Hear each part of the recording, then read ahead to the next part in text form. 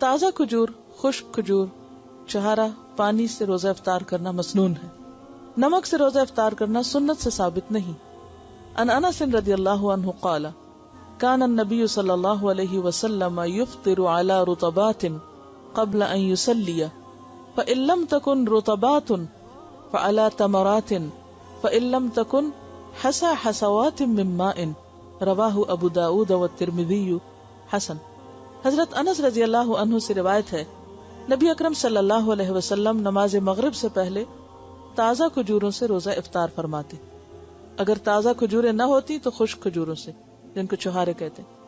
اگر خشک کھجوریں نہ ہوتی تو چند گھونٹ پانی سے ہی افطار فرما لیتے. اسے ابو داؤد اور ترمذی نے روایت کیا ہے.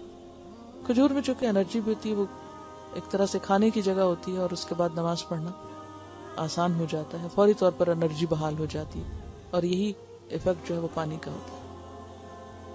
روزہ افطار کرتے وقت درج ذیل دعا مانگنا مسنون ہے. ان ابن عمر رضی اللہ عنہما قال كان النبي صلی اللہ علیہ وسلم اذا افطر قال ذهب الظمأ وابتلت العروق وثبت الاجر ان شاء اللہ. رواہ ابو داؤد. حضرت عبداللہ بن عمر رضی اللہ عنہ سے روایت ہے کہ نبی اکرم صلی اللہ علیہ وسلم جب روزہ افطار فرماتے تو یہ دعا پڑھتے: ذهب الظمأ وابتلت العروق وثبت الاجر ان شاء اللہ. پیاس ختم ہوئی، رگیں تر ہو گئی، اور روزے کا ثواب انشاءاللہ پکا ہو گیا. اسے ابو داؤد نے روایت کیا ہے. روزہ افطار کروانے والے کا اجر روزہ افطار کرنے والے کے برابر ہے.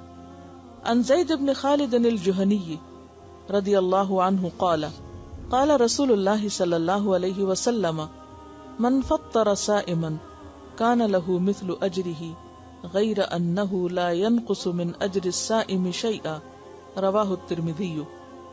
حضرت زید بن خالد جوہنی رضی اللہ عنہ کہتے ہیں رسول اللہ صلی اللہ علیہ وسلم نے فرمایا جس نے روزہ دار کو روزہ افطار کرایا اسے بھی اتنا ہی اجر ملے گا جتنا اجر روزہ دار کے لیے ہوگا، اور روزہ دار کے اجر سے کوئی چیز کم نہ ہوگی.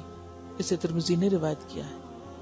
یعنی روزہ رکھنے کا جو ثواب روزہ دار کو ملے گا، افطار کرانے والے کو بھی اتنا ہی ملے گا، اور یہ اس سے لے کے نہیں دیا جائے گا، اللہ تعالیٰ اپنی خاص رحمت سے عطا کرے گا. روزہ افطار کروانے والے کو درج ذیل دعا دینی چاہیے.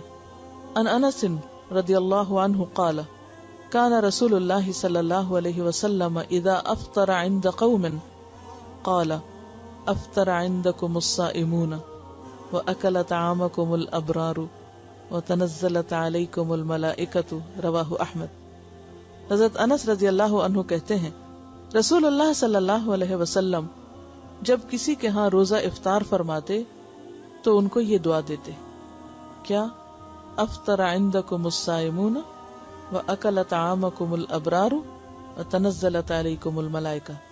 اس کا ترجمہ ہے روزہ دار تمہارے ہاں روزہ افطار کرتے رہے، یعنی آئندہ بھی تمہیں یہ موقع ملتا رہے، نیک لوگ تمہارا کھانا کھاتے رہیں، اور فرشتے تمہارے ہاں نازل ہوتے رہیں، یعنی رحمت لے کر. کسی بھی جگہ فرشتوں کا نازل ہونا باعث رحمت ہے، الا یہ کہ کوئی مجرم قوم ہو. اسے احمد نے روایت کیا ہے.